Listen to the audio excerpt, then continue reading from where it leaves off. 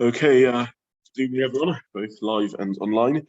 Before I start, just to say that this shiur has been dedicated to Le'ilei Nishmas Tama Bas Tzvi Arya HaKohen, Zichrono Livracha, who is the grandmother of Susan Pascoe, whose yahrzeit is tonight, the 14th of Kislev. So shiur should be an Iloi Neshama, and thank you very much to the Pascoes for this dedication.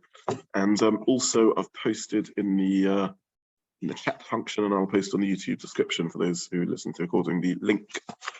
So I wanted to look at one of the difficult. This week's Sedra is a prime example of this, because it's not the only Sedra where this occurs, and this is the often extraordinary length that the Torah dedicates to genealogies, which seem difficult to understand and seem to have little relevance. Now, sometimes the genealogies are clearly important for Jewish history, the outlines of the Shvatim and their families and so on. But this week's Sedra presents a prime example of a genealogy that's really very difficult to understand. It's really the whole of the 36th chapter. It's the whole of a whole Perek in the Torah. Chapter Lamed Vav, the whole final chapter of the Parsha, it lists the very complicated and intertangled family tree of Esav, who had multiple wives and numerous children. And not only does it list his families, but it also then tells us about effectively his mechotonim, the Seirites, the Bnei Seir, who perhaps in a staggering example of poor mechotonim relationships. Of course, Esav eventually conquered Har Seir and took it over, so it wasn't a match that worked out so brilliantly for the Seirites at least, and Esav became synonymous with Har Seir. So it tells us some things about their family dynamics, and then it tells us quite a bit about Esav, the political structure of Esav. So it tells us about the Alufim, the dukes or officers. It tells us about the Malachim, and it gives us a whole array of kings who reigned, as the pasuk says, before the any kings ruled over the Jewish people. So it's just profoundly troubling and difficult to understand what on earth to do about these psukim and what we're meant to make of them. Now, in the interest of brevity, given that I already have a 4-page handout sheet, I cut out many of the psukim from the chapter. I left in a sample of them, particularly the ones that Rashi commented on, because we're going to have a look at Rashi. Initially, I had managed to find online someone who had spent a lot of time putting together a family tree of Esav's convoluted family, and I had also included that in my source sheet. For those who are interested in it, I can send it to them afterwards. But it's an enormously complicated family tree with lots and lots of details, and it begs the question: what on earth for? What's the point of all of this? Now, I'm not going to actually look at page 1 and 2 in the source sheet, because we'll get back later if we have time to Rashi. But all I will say is that lest one be tempted to think that indeed these psukim have reduced or lessened significance, the Rambam, believe it or not, considers this one of the articles of faith, and he includes it in his 8th principle. So here we will turn to page 2. For those who haven't yet had the handout, again, I've posted the link on the chat function. Sorry, I did that to the wrong person. To everyone. So the link is on the chat function. But source 2 is actually a really important source. It comes from the Rambam in his Parsha Mishnayos, his commentary on the Mishnayos. The Rambam, in his introduction to the penultimate chapter of Sanhedrin, lists the 13 principles of faith at length. The version that we're very familiar with, Animamim, B'Mona Shlema, etc., is really a reduced version. If you want to understand what the Rambam really meant by them, you need to look in this chapter. I printed this source in English. And the reason I printed it in English is because the original is in Arabic. And given that I'm not an Arabic speaker, and there's a paper there if you wish, and I suspect most of my attendees are not Arabic speakers. If we're anyway looking at the translation, there's no reason to look in the Hebrew, so we're looking at the English translation. And this Ikka is the principle of Torah being from heaven. And so the Rambam starts off, this is page 2, source 2. And what we're looking at is the long chapter of the genealogies of Esav, the whole family trees and what on earth is there for. So the Rambam says that Torah is from heaven, he then elaborates on this idea, and he says this means the whole Torah is given through Moshe from the mouth of the Almighty. And basically, famously, the principle really means two things, according to the Rambam. It means that everything that comes in the Torah is from Hashem, and that it came through Moshe, but Moshe didn't make any of it up himself. None of it comes from him. It came through him. He was a medium for it. So he was like a sofer, scribe, who wrote the Torah, but it didn't come from him. Then the Rambam says that don't be tempted to say that there are psukim which are trivial and therefore didn't need to come from Moshe, because it all came from Moshe.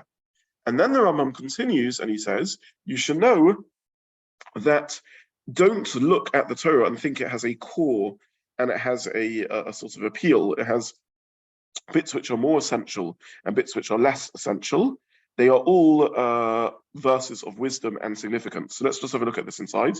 Source 2, the Rambam in his commentary to Mishnayos, introduction to the chapter called Chelek, the 8th principle. This is the 8th principle of faith, one of the Yud Gimel Kum, the 13 principles of faith. The Torah is from heaven, and we believe that this Torah is given to us through Moshe, our teacher, and it's completely from the mouth of the Almighty, ... where he writes that Moshe was a medium, a transparent vehicle for it. Then he carries on and he says there's no difference between the sons of Chom were Cush and Mitzrayim. That's another example of a genealogy. Or his wife's name was Mehitavel, which is from our chapter. Or Timnah was his concubine, which again is from our chapter on the one hand. And on the other hand, Anoich Hashem Elokecha, I'm the Lord your God. So we may be tempted to say that Anoich Hashem Elokecha, I'm the Lord your God, is clearly a very essential pasuk. And the psukim that tell us that Timnah was his concubine are pretty unimportant. Says the Rambam, no, since they're all from the mouth of the Almighty, and it's Almighty, and it's all the Torah of Hashem, complete, pure, and holy truth. So all of these things are essential. Every single word of the Torah, he carries on, contains wisdom and wonders for one who understands them. And the ultimate wisdom is not fully grasped, that is the measure longer than earth, important than the sea. The Torah is of infinite depth and breadth. And a man should only walk in the footsteps of David, the anointed one of Yaakov, who prayed, Galei naiva beats on the flows of Torah Secha, uncover my eyes and I will gaze upon the wonders of the Torah. So basically, not only does the Rambam believe that every verse has significance and that we humans can't choose, Anoich Hashem Elokecha is really important, and who Esav's concubine was is really trivial. They all have significance. They all include infinite depth and wisdom. That's the view of the Rambam. By the way, the Rambam in one of his halachic works, has someone got a pen? By the way, I noticed a typo here, and you take notes. I don't want to use. I normally have a pen with me. Thank you very much. Sorry. Thank you.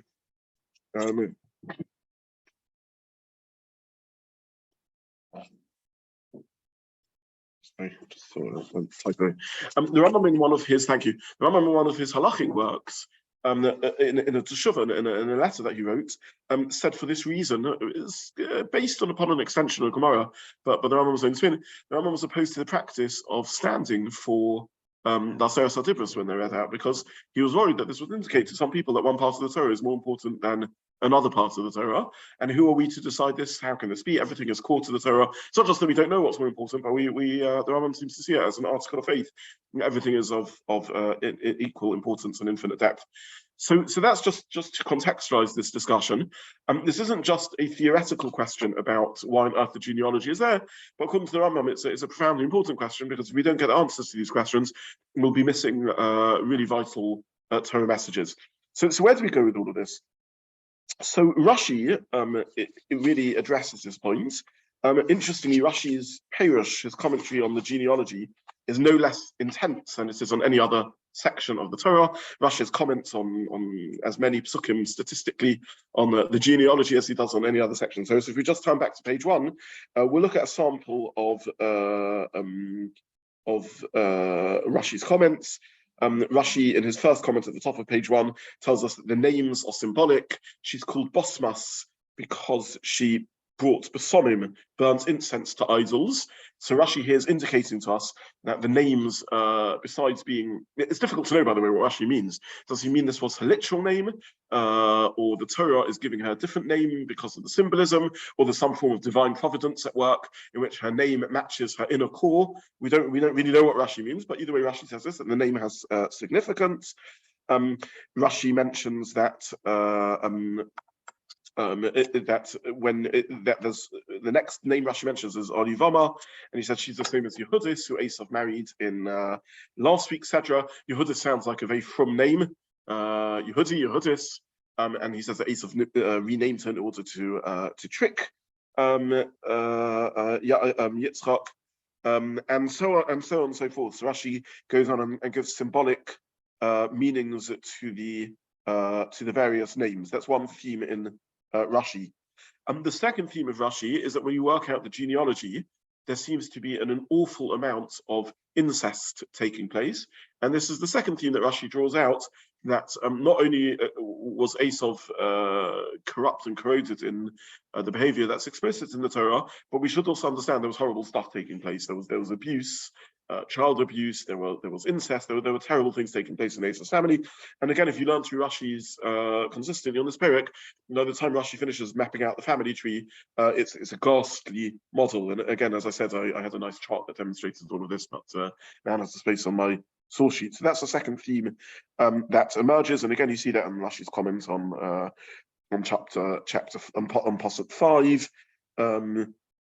You see this on his comments on Pasuk. I don't know if I left any other ones of them in Pasuk 2. Actually, Rashi comments this. So again and again, it's a theme that emerges that there was ghastly family dynamics at work over here.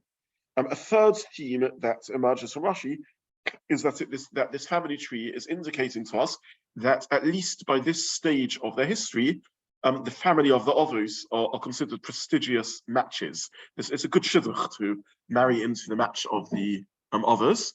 And not only that, but even prestigious folk, noble families and princesses were willing to be the concubines of Esav in order to have some attachment to the family of Avraham, Yitzchak, and Yaakov. So that's the third theme that Rashi draws out of the Parsha, that there's significance in understanding who these people are who are marrying to them. If we again look at Rashi on Pasuk 12, the last Rashi that I printed on page 1, Timnah was a concubine. This, by the way, is the example of the Rambam that has significance. That was one of the examples. Again, exactly what a concubine is another discussion, but it certainly means a wife who doesn't have full status as a wife. She doesn't have the normal protection, she doesn't have the kasutha. Rashi says this is to proclaim the greatness of Avraham, how people long to attach themselves to his descendants, etc. That Timnah was willing to join the family of the others, even in such a diminished and inferior status. Okay, so these are some of the significances that Rashi draws out from the Psukim. The Rambam in Moed Avuchim elaborates on this. So the Rambam, besides writing his commentary in the MIdrashic, which we just looked at, where he lists the 13 principles of faith, amongst many other things, he wrote his famous philosophical work, The Guide to the Perplexed.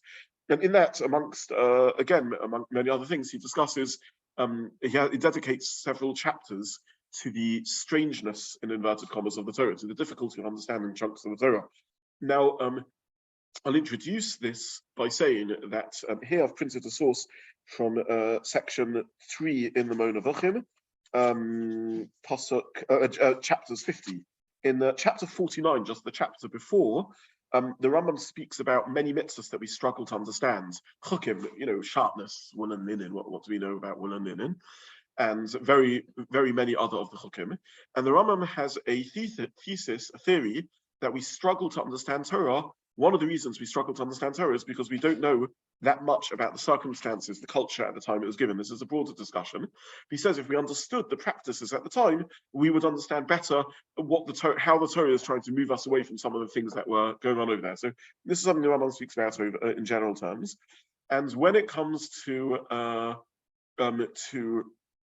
this chapter where he speaks about the genealogies in the Torah, again, he's simply drawing our attention to part of the reason we struggle with these things is because these are very foreign to us, quite literally. These are foreign nations. These are scenarios that we find very difficult to, we don't know who these individuals were.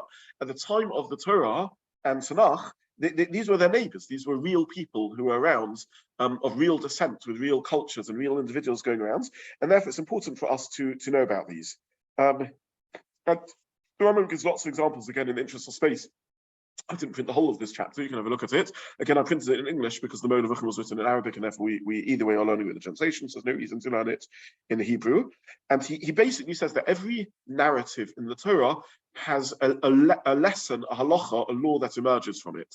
By the way, the Rashi at the beginning of the Torah seems to share a similar view, because Rashi says, what's the point of the whole narrative of the creation of the world and the whole of Sefer Bereshit? Very famous Rashi. The Torah should have started with the first halachic text, which is the first mitzvah given on a national level to the Jewish people, which is HaChodesh Hazeh Lachem Rosh Chodoshim, the mitzvah of the Jewish calendar, as they're leaving Egypt. So Rashi seems, at least in his questions, have the assumption that the real justification for the Torah is hurrah, practical guidance. Anything in the Torah which doesn't offer some practical guidance shouldn't be in the Torah. Now, what we make of this question is another discussion. I'm not going to go into that. How we deal with Rashi's answer is another discussion. And the Rambam, he basically says that all narratives have to come to teach us something. And he gives a number of examples. So he says the whole genealogy of Adam and Noach and the story of the Dor HaFlaga and the branching out of the languages and so on is because we believe that ultimately the world was created in time from one individual, being Adam, who was created in fairly recent history. Meaning, again, now is not a Torah and science show, and I have recordings available where we look at the age of the universe and evolution and everything else. But for now, just dealing with the core issue that I'm saying, which is that at the time of the giving of the Torah, they were only a few thousand years, a couple of thousand years off from the creation of the world. And therefore, when people looked at the full multiplicity of the cultures around them and the nations and so on, they may have wondered where they came from. Could they all really descend from one person? How did all these cultures emerge? And therefore, the Torah, and what about all the variety of languages around? How do we make sense of that? And therefore, the Torah wants to lay out a family tree of how the different nations are interlinked and emerge from one person, from Adam. By the way, I didn't see this in any of the Rishonim, but I saw it from a more recent thinker. He suggests that part of the reason for these family trees in Bereshit is to indicate or teach the shared humanity of all humanity. That the whole of humanity is an extended family, and we're not so different from each other. We're all from one stock. The Mishnah, by the way, already sort of points this out. The Mishnah notes, very famous Mishnah, that when it comes to the creations of the animals, there were many of them created: many lions, many tigers, many horses, many donkeys, etc. Sheep. When it comes to the creation of humans, all humans descend from one person or one couple, Adam and Chava.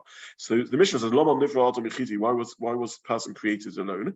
And one answer the Mishnah gives is that no person can turn to their fellow and say, my father is greater than your father. No one can turn to someone else and say, I come from a different stock. We're genuinely different from different human origins, because ultimately all of us, with all the variety in humans, we all stem from one founding father and mother. And by the way, not that Torah needs proofs, but the DNA and the biology now affirms this. I mean, this is an absolute given in science, that all humans descend from one. They even use the name Adam and Eve, obviously not because of an expression of Emunah, and science does not concur with the timeline in the length of time that we're talking about. But science does concur that in not such a distant past, we're not talking about millions of years or anything like that. Within the thousands, all humans descend from one founding pair. So we're all brothers and sisters, and again, this might be an idea about the about the sort of shared humanity. The Torah, by the way, does seem to go out of its way to sort of create links and correspondence. So, for example, when it lists the descendants of Noach, they're 70. That's the whole of humanity. And of course, when it lists the descendants of Yaakov, they're 70. Even in this week's Sedra, there's an example of that. When it lists the Alufim, I think right at the end of the Sedra, the last three Pesukim of the Sedra, the Alufim, the officers or dukes, however you translate the words Aluf exactly, or generals, there's 12 of them. And of course, 12 is a significant number because the Shevatim are 12. So the Pesukim seem to go out of their way to sort of create some form of symbolic number or parallelism to indicate that there's more that's analogous. So again, this may be part of what's going on. The Rambam either way carries on at the bottom of page 2, and he says there's very important halachic reasons also to understand the mishpachology, because the Torah tells us to treat different groups in different ways. So Amalek is one of the descendants of Esav, and it may be confusing to people to work out exactly which family does Amalek belong to. And don't forget, all the descendants of Esav are hanging around in Har Seir, in the same neck of the woods. They're not necessarily labeling themselves ethnically always. Amalek distanced itself, it sets up a camp in the south of the land of Israel. But the Rambam says that the Amalekim were mixing with the Seirim and the people of Seir, who in turn were mixing with the people of Esav. Esav became the dominant culture, and therefore even the Seirites, those who were from Seir, which was its own ethnic group, took on the sort of name of one group. And therefore it's important to know who they are. We have to know who the Amalekim are. Otherwise, the Rambam says, a terrible injustice could occur, and innocent people could be destroyed. So it's important that we know who they are. So there's halachic ramifications for this. The Rambam carries on and he says, it tells us about all the kings that reigned in Edom. Now again, if you look at the Psukim, I'm not going to go through the Psukim now. If you look in the Psukim, it's clear a number of features. It's clear that their kings didn't operate with the principle of descent. And more than that, it's clear that the kings came from other nations and other groups. They weren't from within their own population. There used to be such a fashion, by the way, of bringing kings, the idea that king is neutral, and therefore you bring a king who's from an outside people to rule the nation. The last country to run their monarchy in this manner was Poland. If anyone knows Polish history, Poland started off in the medieval era as the largest and most powerful country in Europe. By the time it finished its experimentation with this form of government, it was a weak country and actually ceased to exist in the 1700s. It disappeared for several hundred years. Now, why did Poland adopt this crazy form of government? What's the idea of it? And the answer is you have powerful bickering families who can't bear the thought that any one of them should ascend to royalty, and therefore better that we have an outsider rather than any of us being here. So it's driven by selfishness and lack of care for the general population, and the result is the country gets looted because the king has no real affiliation with the people, no particular interest in it, knows it's not going to stay in his family, therefore just wants to profit as much as possible, and with rare exception, that was indeed the state. Now the Rambam brings that there is a pasuk in the Torah that addresses this, and it says, the king, the Jewish king, has to be from within the Jewish people, even though that creates a different sort of tension. It creates jealousy and it creates resentment for all sorts of understandable reasons. People may not want a king who comes from within the family, and we know that there were jealousies and difficulties that were promoted by someone from one tribe being. But it's worth it, says the pasuk. It's actually a lav in the Torah. Don't appoint a pasuk in Zohar in chapter Yud Zayin, in which the pasuk says, don't appoint a king who is a stranger, who's from another people. And the Rambam says here, the pasuk is telling us Edom does do this system of appointing a stranger, and that's not a good idea. It doesn't work well. Look how disastrously it ends for them. So this is the Rambam in his Moed Nevuchim. Basically, he says there's a number of important halachic things that emerge from this. So Hold of the view, is it the Assyrians mixed everybody up and we don't know who everybody is? This is the Assyrians, Ashur, but this is long into the future. We're talking the Ashur story occurs in the closing years of the first Beis HaMikdash. So we're talking 1,000 years off from this. Edom, there's a lot of discussion, and in this shiur I'm not going to go into this, as to the dating of these Edomite kings. Rashi lists the last one, we'll get to this Rashi at some point later if we have time, as Rome. You see, he thinks that we're going really far into the future, in which case it would be prophetic. This is a list of things prophetic. The Ramban disagrees, and the Ramban says this isn't prophecy. If you're going to list into the future, then why doesn't it list Trump and Biden, right? Go all the way through into the rulers of the Rome and its inheritors and others. If you're going to use prophecy to predict future kings, then go all the way into sometime. Ramban disagrees, but the simplest understanding of all the list is that it's before the time of Matan Torah, and certainly the kings, because there it's explicit. It says this list of kings are kings who reigned before the appointment of the first Jewish king. So we're long before the Ashur episode. Okay, so just to summarize, the Rashi gave us, in Rashi style, a number of MIdrashic lessons to learn about the corruption and corrosion of Esav, and about the dignity and importance of the office, and various other things. That's Rashi. And the Rambam gives us a number of halachic lessons that we need to learn from these psukim. This is the relevance that the Rambam finds in it. Rabbi Avraham, by the way, ben Rambam, and I printed that length, a piece from Rabbi Avraham and Rambam. This takes us to page 4, source 6. I did the sources out of order just because I couldn't fit them in in another way. But if you just look on page 4, you have Rabbi Avram ben Rambam. Rambam ben Rambam, by the way, carries on this sort of theme of his father, and he learns out various halachas, and he makes an interesting merge. Maybe I should just give a little bit of history of Rabbi Avram ben Rambam. The Rambam had a son, Rabbi Avram, hence his name, Rabbi Avram ben Rambam. He was a giant of a figure. The tragedy of his life is that he was in the shadow of his father. Obviously, I can't call it a tragedy. He had the great privilege of being the son of Rambam, but he never became as famous. There are sources that ascribe to him as they say he was the equal of his father. That's how he was perceived. In a few weeks' time, we're going to be doing our trip to the Cairo Geniza, and a quick plug for that. One of the things that it will be introduced historically by Rabbi Aubrey Hirsch. After which I will give that will be an introduction. And on the coach, I'll speak a little bit about some of the lessons we've learned from the Cairo Geniza, some of the insights we've achieved, and some of the Torah outcomes that have emerged. And one of the very interesting features that emerges is the importance of Rambam and Rambam, because you can see the correspondence engagement. Very, very significant figure. He wrote a Perish al HaTorah commentary on the Torah in Arabic, much of which has been lost, but we still have Bereshis and a bit of Shemos.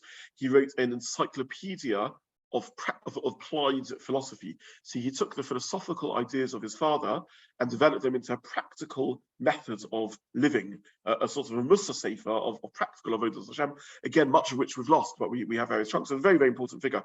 One of the fascinating aspects of his life's work is he fills in a lot of extra details that his father that doesn't help us understand. So the Rambam might say a philosophical idea, and we're left struggling. How does the Rambam actually read this, the Pesukim? How does he interpret it? And Rambam will take it as a commentary.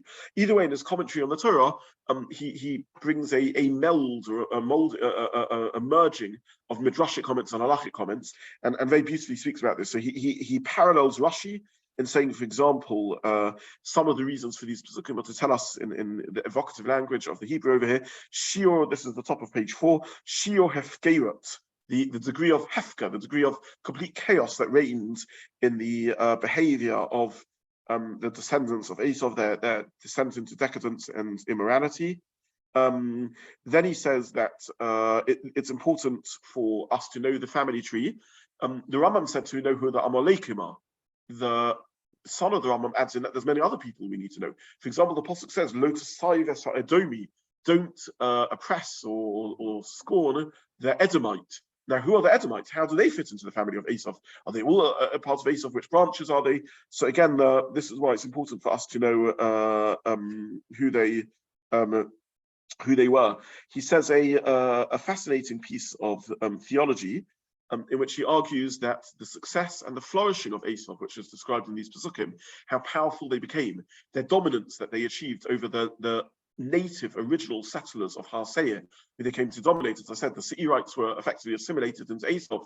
The fact that Esav managed to make such matches with the nobility and the aristocracy of the land, he ascribes to the greatness of Esav, to the bracha of Avram to Yitzchak, in which part of the handing over of the blessing of Avram to Yitzchak, and in turn Yitzchak blessing Esav, because don't forget, in Parsha's told us, Esav also received a pretty good bracha. He says one of the reasons why the Torah speaks about the flourishing of Esav's family and wants us to understand how many rulers they had, how many kings they had, how many nobles they had, how they dominated the surroundings, etc., was because of the Torah wants us to see how Esav flourished as a result of Yitzchak's bracha, as a result of the blessing that they received from Yitzchak. So he says this is also part of the story that we need to know the flourishing of Esav to see the fulfillment of the blessing of Yitzchak. Rashi says that was because Yaakov bowed down to. Rashi says other explanations because Yaakov bowed down, because of this division that they achieved between them, in which Yaakov still took on Ramban, and Esav took on Mazeh, and other such things. He also says an interesting piece of theology, in which he says, and this is just very interesting to maybe, I don't know if one thinks about the flourishing of the West, which at least MIdrashic, who we see as the heir to Esav's, he seems to indicate that the family of Esav has a unique hashgacha process, that history, that their history has greater significant because they are still descendants of Avraham and Yitzchak. In other words, we see our history as having great significance, right? We see what happens to us nationally as a Jewish people as it's not just a series of random events. We're not just sort of caught up in the regular tides of economics and geography and sociology and everything else, and so on. But we see ourselves as our behavior has significance. Sorry, what happens to us has significance. It's really psukim, right? However you understand them, the psukim say that if you behave well, you'll flourish, and if you don't behave well, you won't flourish. So we see our national history and our national journey as being important. Rambam seems to say that to a lesser degree, the history of Esav should also be studied that way. So if you're studying a people who are very far removed from the household of Avraham and Yitzchak, the further you get away from the family of Avraham and Yitzchak, the more it's possible that the real explanation of their history is just the forces of economics and military success and everything else. But when you're looking at the history of Rome, of Bnei Esav, of Edom, of the descendants of Esav, now one would expect to see some level of significance, spiritual and moral significance to their significance. Very, very interesting theory of or suggestion of Rabbi Zobin ben Rambam. This is his explanation.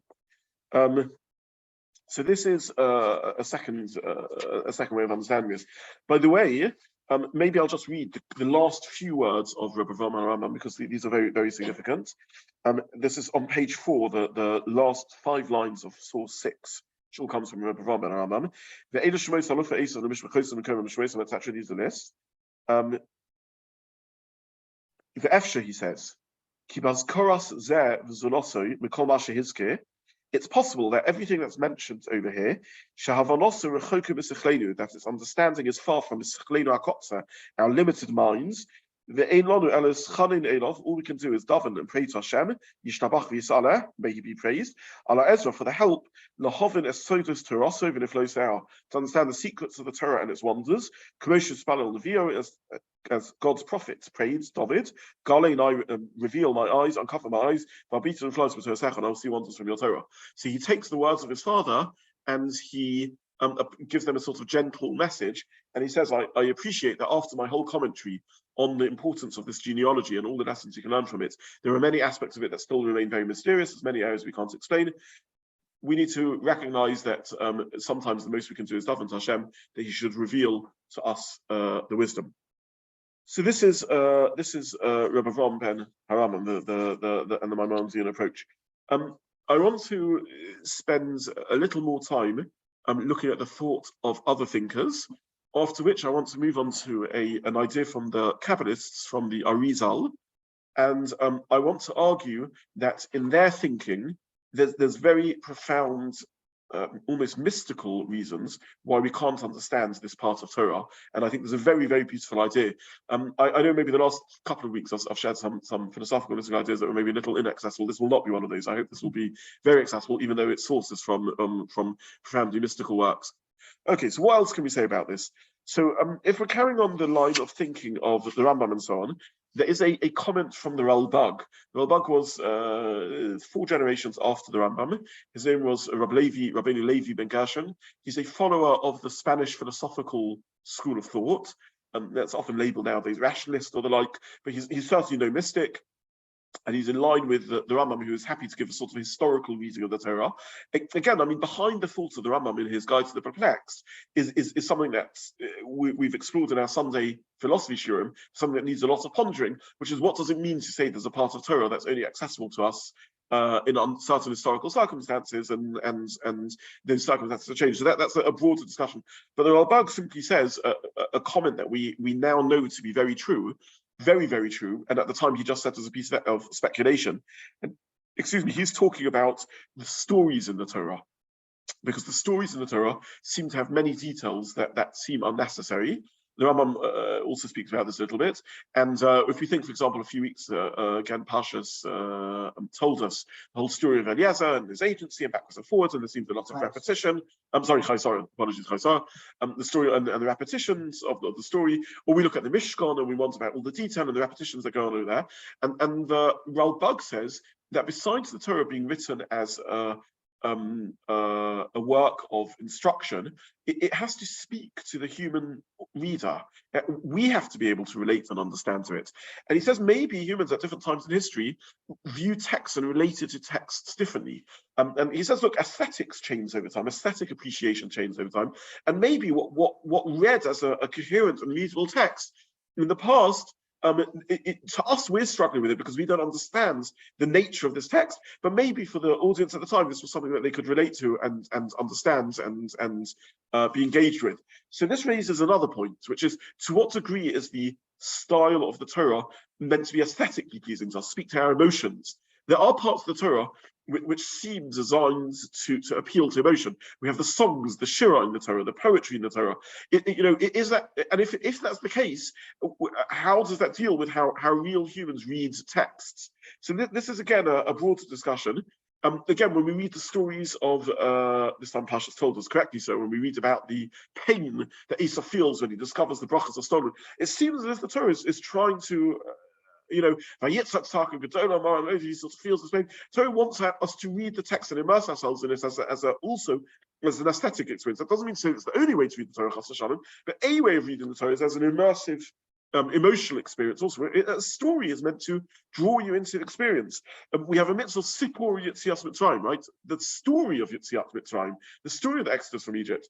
And when you tell that story, you're meant to chayv adam liris as atzmo ki yotz mitzrayim. We're meant to relive the experience. So stories are immersive experiences. They're not something that happens to someone else, but you feel the experience when you have it. So Ralbag says maybe the literary tools that the Torah uses so that we can immerse ourselves in the experience. Maybe these are literary tools that change over time, and different societies found different types of text immersive.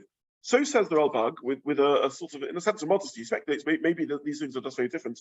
We now have access to many, many more texts from around that time. And again, I'm not, God forbid, comparing the Torah to those texts, but I'm simply saying that the Ralbag's explanation, at least in Pashut Social Mikra, in the simplest reading of the Psukim, that maybe texts were just written very differently to how we expect modern day texts to be written, is a really profound point. We come in with assumptions about how texts should work, but maybe there's different sorts of texts that have different assumptions and work differently. I often use the example in this as the concept of ein muktamum ucha b'Torah. Rashi, who says I'm coming to explain Peshat, nonetheless thinks it's okay to say that certain events are not listed in chronological order. So our minds, that idea sounds very strange. Why on earth would the narrative not be written in chronological order? But texts can work in different ways. And indeed, there are modern examples of this also. You can read a novel in which the novel does switch time. It goes into the future, and then it gives you historical backgrounds. Maybe there's a flashback where one of the characters remembers something that took place 20 years ago. So texts are complicated, and they work with certain literary conventions. When we pick up a book, there's a number of clues that immediately give away to us what sort of work is this going to be. Is it going to be fiction? Is it going to be fact? Is it going to be a thriller or a detective novel? Is it going to be, a magical universe or a scientific universe? So we have clues that tell us how the text works. So Ralbag simply says maybe there's aspects of that we're missing as to what sort of work the Torah is and how it used to how it's meant to stand by itself. So this is the message of the Ralbag. Before we go on to the mystical ideas, I just want to share one other explanation, which is the idea of the. By the way, I should have added, Rambam also says that one of the important messages over here is we are reminded when we read the story about to what degree Esav's family is militaristic. Look at the stories, right? It's packed with generals and officers and fighting and conquest and so on. So he says this is also about a culture that glories the military. He notes, by the way, very, very interesting comments from Rambam. He notes that the Torah sometimes lists in the genealogy of Esav the same names twice. The first time it lists it in the order they are born, and the second time it lists them as alufim, as officers or dukes, or I don't know exactly how to translate the words, generals. And this time it lists them in a different order because it's listing them in the order of prominence rather than their order of birth. And he says that it would seem that prominence in the aristocracy, in the nobility of Esav, doesn't go in the order of birth, but goes based upon people's achievements. And then he says, unlike the nobility, the aristocracy in the Christian world. So very interesting again, the Rabbi Zobin and Rambam is observing sort of medieval might culture in Christendom, and he's commenting on how that works within the dynamic of Esav's family and so on. So these are some themes that emerge. The final idea I want to give before I move on to the Arizal's comments on this is the Ramban. And the Ramban has an idea that he expresses throughout his commentary on Sefer Bereshis, which is Maisa Avos Siman Labonim. That which takes place to the Avos is in proto form what's going to happen on national history. So Avram leaves Bavel and he arrives in the lands of Canaan to be the lands of Israel. He then has to run down because of a famine. He goes down to Egypt. He comes back. Of course, that echoes Yaakov's descent to Egypt and the slavery. And when he leaves Egypt, he's given great wealth, as the Jewish people are given great wealth. So this is the idea of the Ramban of Maisa Avos Siman Labonim. That which occurs to the Avos is somehow a spiritual or microcosmic experience of what later will occur on the macro scale. So the Avos, who are the founding fathers and mothers of the Jewish people, go through personal experiences which later will be national experiences. So says the Ramban again and again on Sefer Bereshis. So when we read this story of the Yichus of Esav, he says this is talking about Esav's personal and tribal family history. It took place in the ancient past. It's now gone. However, it preconceives, it sort of, it predicts and molds what will happen in the future evolution of the world. So if you want to understand Western history, learn the Parsha of the family tree of Esav, and you will see how it's all predicted on the micro scale with the families of Esav and Seir, and on a macro level, and then plays out in the course of world history. And he makes this comment on a Rashi that we missed out, a Rashi on page 2, where Rashi says that there's a particular people called a Magdiel, I think the penultimate Aleph that's listed. Says Rashi, who is Magdiel? This is Rome. Now, Rashi doesn't make up things himself. This is based on a Midrash. The Ramban says Rashi's misread, with all due respect, Rashi has misread this Midrash.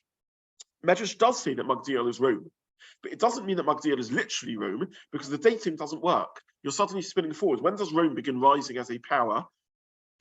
Roughly 200 years before the Common Era. When is this family tree being written? Even if it's 12 generations, it's being written 2,000 years before the Common Era. So the dates don't work in any normative way. More than that, he says, as I mentioned earlier, if it's a predictive text using prophecy to predict the future, then how far into the future are you going? Why stop at Rome? Why not talk about the USA? The Rambam doesn't say that for obvious reasons. But he says, how far into the future are you going to go? So he says, what does it mean that Magdiel is Rome? He says it means Magdiel predicts Rome. It's the Maisa Avos Siman Labonim. It's the event that takes place in Esav's personal family and tribal family history, but has in it the seeds of a culture that will eventually arise, that will be Roman in its nature. And he says that Magdiel, what does the term Magdiel mean? And he quotes a pasuk in Daniel, she is skadel al kol el, that will elevate themselves over any god. A society will emerge that will promote itself over any god, and will eventually prove to be an atheistic society, a society that believes it can conquer anything. This is being predicted by the Esav story.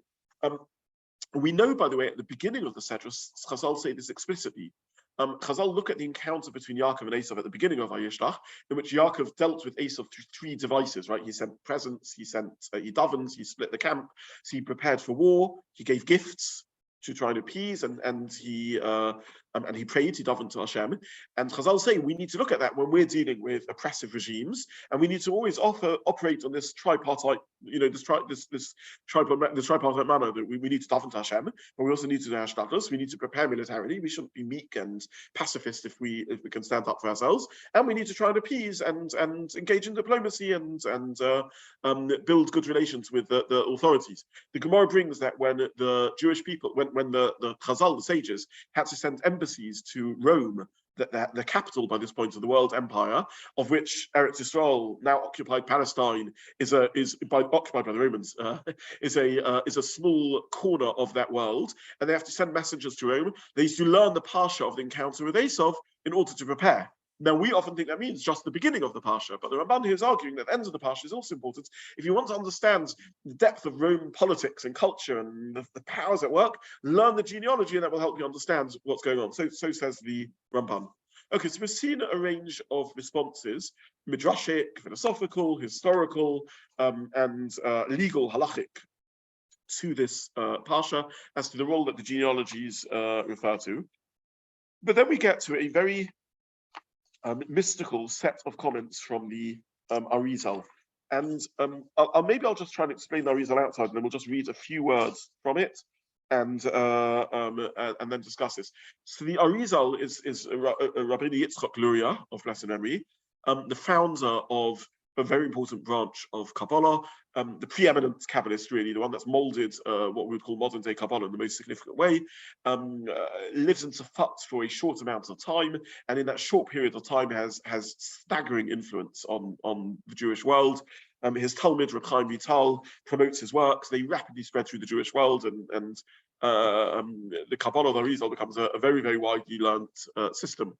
Now, the Arizal builds a philosophy which we'll look at in a few moments in our level of understanding. But the sort of theology he speaks about is of worlds created before our world, in which an event, a catastrophe called Shevirat HaKelim, the destruction of the vessels, occurs. So there's an outflowing of divine energy and givingness, which breaks, somehow ends in failure. Very difficult idea to understand. Has catastrophic failure in which the vessels are broken. So imagine I'm pouring, you have a vessel, you have a container, and I'm pouring goodness into it. I'm pouring milk into the cup, and I pour the milk with such force that it shatters the cup. So it's defeated the whole purpose of it. That's what occurs in the precursor to the creation of the world, until eventually the world does form, but the world is still somewhat of a broken world. It doesn't have the kelim, the receptacles, to receive all the divine goodness and givingness. And in some ways, one of the ways to view the rest of history as it plays itself out in the mystical realm is of repairing those broken kelim and restoring our ability to receive divine good. That's the doctrine of Shevirat HaKelim of the Arizal. Now, the Arizal ties this into a whole theology which is beyond the scope of the shiur and beyond my own capacity, obviously. I'm not someone who understands much about these ideas, but the Arizal ties us into the different sephiros that we are familiar with to some degree or other, due to traditionally printed in the Siddur, the different midos of Hashem that we read as we go through the 49 days of counting the Omer and everything else. He ties it into a whole realm of theology. And then he, basing himself on a Zohar, which is a work that precedes the Arizal by many years, ascribed, of course, famously to Reb Shimon Bar Yochai. And the Arizal picks up on a reference in that work in which it links the kings of Esav that are listed, the 7 kings of Esav, as being Malchim Kadmoin, early kings who are primordial, that existed before, at the beginning of the creation of the world, and end up destroyed. They disappear, their weapons disappear, their lands disappear. There's no remnants of them left until the final king in the list, the 8th king listed there in the Chumash, is the one that brings the world back to Tikkun and begins the process of repair of the world.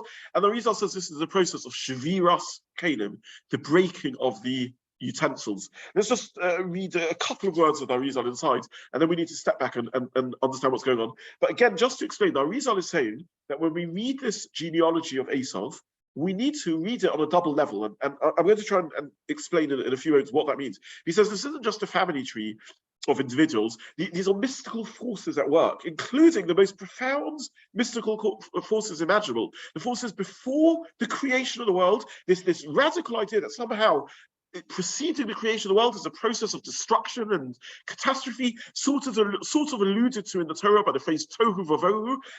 At the beginning of the world's existence, there's this chaos, this primordial chaos that exists, and when we're reading the story in which a king is born and a king dies, another king is born, another king has died, what we're also reading is events of mystical forces at work, paralleling or matching the Shevirat HaKelim, the destruction of the utensils that takes place at the beginning of the world. That is what the Arizal is saying. And these are the true, most deep, profound readings of what's going on. So let's just read a few words and then try and take a deep breath and think, okay, what do we as non-mystics draw out of this? And again, this is source 9 at the bottom of page 3. Malchin Kadmoim, the early kings, or not early, it's the wrong word, the kings that precede the existence of the world, Mesu, they died, the Zainun lo ishtakru, their weapons can't be found, the Ara it's batanat, and their lands are bottled or destructed. This comes from the Zohar, that's a quote from the Zohar. And then the continuation of the Arizal, which I took from a particular work called the Zohar Rakia, in which he sort of explains the Arizal into relatively simple language. He says, the pasuk that says, these are the kings who ruled in the lands of Edom. They are the secret of the utensils, each one of which was smashed. They ruled. They received all the lights, the energies, the divine energies in one go. After they broke and the king died, that light fell from them.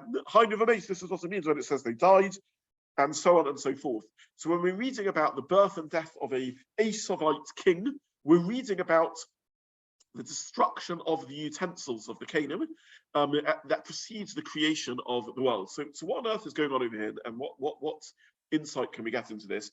And more than that, in what way does this mystical reading align with something that, when we read the Psukim on the face value, connects? There has to be a parallelism. By the way, when we say the Torah is read on multiple layers and multiple tiers, we don't just mean it's read on multiple layers, we mean they line up, they match. It's not just that, you can read it as a MIdrash and that has no correspondence with the Pshat, and that has no correspondence with the Side. We say Paradis, the Torah can be read on four levels, Pshat and many other sub-levels of those. Pshat, simple meaning, Remez, hints and illusions, Drush, the MIdrashic reading, and Side, the secrets of the Torah, which is what we're dealing with over here. But they align, they match, they're different levels, but there's a parallelism between them. The analogy I've used in the past is, if you have a genius computer programmer who can program a text, a set of instructions that to a non-programmer reads as if it's a story, but to a programmer creates things that happen. And more than that, the programming matches the story itself. So to the programmer, they read the story, and the story tells them Jack and Jill went up the hill and fell down the hill. But to the computer programming language, it creates a little stick figure that climbs up and down the hill and does that. And if the programmer is even cleverer, the same programming can, in a third language, create the music that has the dramatic effects of the beat as they're marching up the hill, and then as they fall down the hill, the music that links it. In other words, the parallel readings all have to somehow align. So, what is the parallel reading that we get out of this? In Peshat, what can we draw out of what the Arizal is telling us? So, the Arizal is arguing, is giving a vision of a world in which, and he's dealing with ultimately the paradox of existence, that we live in a world which supposedly, not supposedly, this is what we believe, but seemingly, we're told rather, comes from the divine outpouring of love. And yet we exist in a world which seems so messed up, in which there's so much problems and difficulties and challenges and pain and so on. So what's the root of evil, the potential for evil? Where does it come from? What in creation allows it to exist? And the answer is because there's something broken in creation. But how can there be something broken in creation? How can a perfect God create that which is broken? And the answer is God doesn't create something that's broken. However, there is a paradox in existence. And the paradox of existence is that if you pour out love and light and energy and givingness, as is God's wish, as is what Hashem does, you break the very vessel that is trying to receive it. There's no way to give a divine outflowing of energy that doesn't end up breaking the recipient. And as soon as the recipient is broken, there's room for evil. You can't create a world in which it doesn't go through a series of destructions before it can come into existence. Now, we're talking about God who's almighty, so we don't mean that God can do anything. But within the world as it's created, that we can understand, that we can conceive, there seems to be a paradox here. Let me try and put this in very human terms. A parent who loves a child very much, a friend who loves their friend very much, and wants to give and give and give to them. But in the process of giving, they destroy the person, the recipient. Because if you give and give and give, you spoil the recipient. They never achieve their own aspiration. If you're much wiser than your friends, and whenever they mess up, you give them advice, you don't train them to learn and understand. They don't get taught how to learn from their mistakes. They don't get resilience and stand on their own 2 feet. More profoundly than that, as they develop, they're going to rebel against you. They're going to resent you. They're not going to receive the giveness because they're feeling squashed. There's just no room and space for them to be. They're just a recipient. They're just given and given and given. Where's the me in this? Where's the I? Where can I be myself? Where's the space for my self-expression, for me to be myself? And therefore, the process of giving at too great an intensity you end up with destruction, you end up with chaos, you end up with the breaking of the very kelim, the very utensils that are meant to receive. So Arizal is using an analogy of the language of a keli. It's really the Zohar. The kelim are, the world is a receptacle. What are we meant to receive in this utensil, this receptacle? The outpouring of divine love. Why is the world so messed up? Why is there so much suffering? Why isn't the world full, visibly full, with the love of God? The answer is because the very process of God's giving creates a destruction of the utensils. We could give that in psychological terms. The very process of receiving from God creates in us human beings the desire to achieve independence, to defy. We are the 2-year-old that stamps their foot and says, I'm just not going to do this. We're the rebellious teen that knows they're being stupid at the back of their minds, but just to exert independence, because the definition of being a toddler, 2-year-old, the definition of being a teen is I need to explore the boundaries of my autonomy, of my space, express myself, work out what I can do and what I can't do. So the world is that toddler, the world is that teen. As the divine overflow is given, it becomes broken. Through the act of chesed, of the kindness of HaKadosh Baruch Hu, it breaks to a degree the recipient. And only we can fix it. That's the paradox here, or the irony over here. Hashem can't fix it within the divine system he's created. He can do what he wants, but within the system he's created, he can't fix it, because the very attempt to fix it is worsening the problem. It's again not allowing the keli, the recipient, to develop, to become a fit receptacle to receive that which it's meant to and needs to receive. And therefore there's a destruction built into the system. The world is created through a catastrophe, through an event of Olam Chesed Yiboneh. Hashem builds the world through kindness. And the ultimate aim, of course, is kindness. Hashem wants us to be ourselves. But the only way we can be ourselves, the only way we can receive the kindness, is by us developing ourselves, by us developing autonomy. And then we can choose to turn to HaKadosh Baruch Hu, cap in hand, keli in hand, utensil in hand, and say we want to receive this divine overflow of goodness. And Arizal now is telling us that there's an analogy in the personal history of the Ovis, in the family of the Ovis, because a great tragedy occurs with Esav. Esav is born and he's the most talented and wonderful of human beings. He's destined for a divine partnership with Yaakov. He's meant to be the twin of Yaakov, who builds a wonderful world as per the original, as in fact we've spoken about this on the years. He's destined for greatness, for glory. He is so perfect and so wonderful that he is born Osoi, self-made. That's his name, Esav. He has a grandeur and a greatness about him. He's full of life and vigor and energy and achievement and action. He's a doer and he gets things done. And he achieves greatness at a young age. He's born already a fully formed human being. What an amazing thing. What a brilliant opportunity.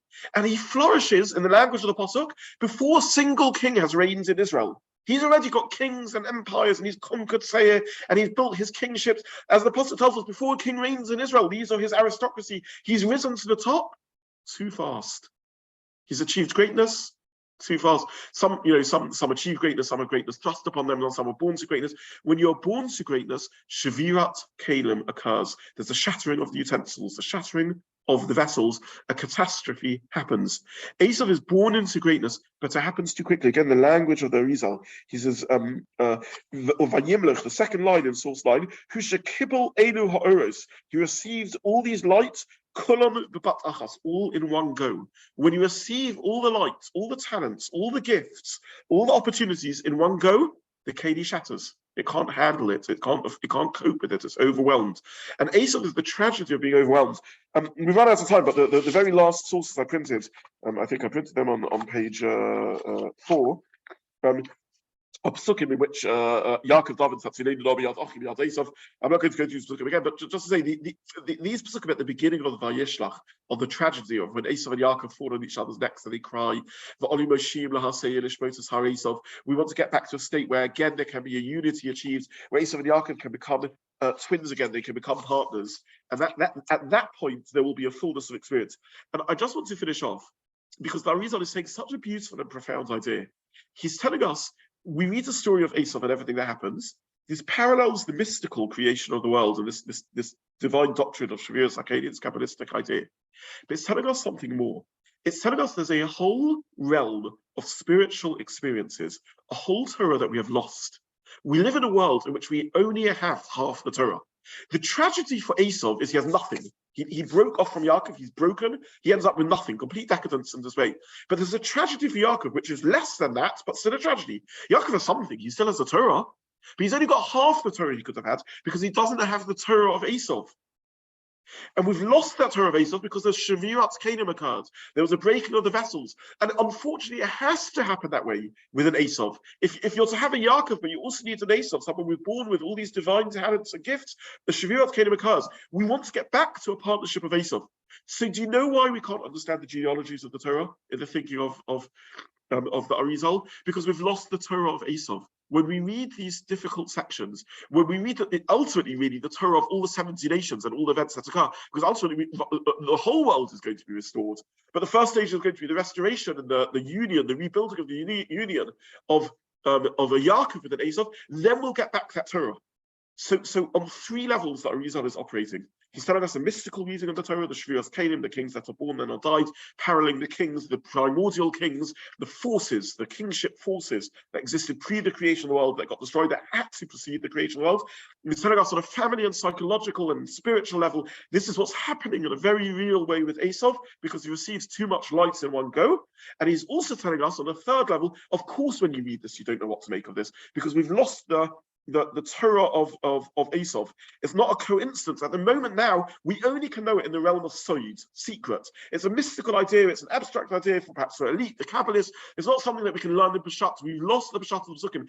When we read about, I want to put this in very concrete terms, when we read about Reuven, Shimon, Levi, Yehuda, we don't bother about the stories. Why we're told that this one marries that one and this one did that, because they're personalities to us. We know what Reuven was, we know what a Naftali was. They're individuals for us. The tragedy is we read the stories of this last chapter of this week's Sedra, of Timnah and Eliphaz and all these strange names, and we don't know what to make of them. They don't mean anything to us because this is the point. There's been a rupture between our relationship and our relationship with Esav. The 12 Alufim of Esav should have been the 12 tribes. The 70 nations should have been the 70 descendants of Yaakov, but we've broken our relationship with them, so we don't connect. So we read the Torah, and they're just names. They don't mean anything to us. But please God, one day we'll be able to read the Torah and find as much fascination in these stories as we're able to find in the stories of Reuven, Shimon, Levi, Yehuda, because once again they'll be us. Once again we'll know what they stand for and who they are. This is the profound and beautiful idea of the Arizal, a little taste as to how the Kabbalists dealt with these things. The Rambam said, the Rambam didn't have access to Kabbalah, and uncover my eyes so I can see the wonders of the Torah. Perhaps this is some of the wonders that with the revelation, the Genealogy of the Torah of Arizal, we can see and we can understand that there's a wonder in the Torah, and through the insight of Arizal, we've got a little taste of what this text is about, and also taste about the tragedy of why we don't know who these characters are. But please God, one day we will get back. We'll get to the stage where we'll know what these characters could have been, and in the ultimate, they will indeed be restored to being as all the utensils are repaired, and we end up in a fixed world, and the Tikkun is brought back to the world, the repairing is brought back to the world. That's the dream of what we hope to achieve, and that is why we can't understand this Parsha, because we don't relate to Esav anymore. We don't relate to in the way we should have, but we hope that we'll be able to reconnect. Isn't that a beautiful idea? I think it's beautiful. Yeah. Sure. Thank you very much. Thank you. Okay, after giving three shiur, which were very philosophical and abstract, I hope this was a little more relatable to. So, yeah, thank you very much. Thank you very much, Rabbi Zobin. Thank you very much. Thank you very much. Thank you. Thank you.